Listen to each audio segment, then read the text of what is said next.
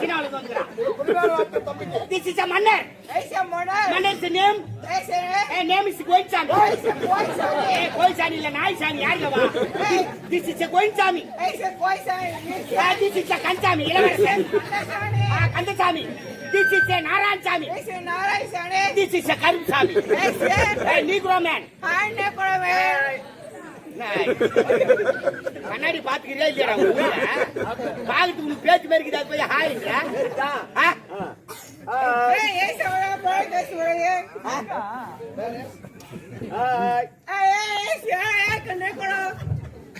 Hotel சக்தி கிராமத்துல வேலை செய்யணும்.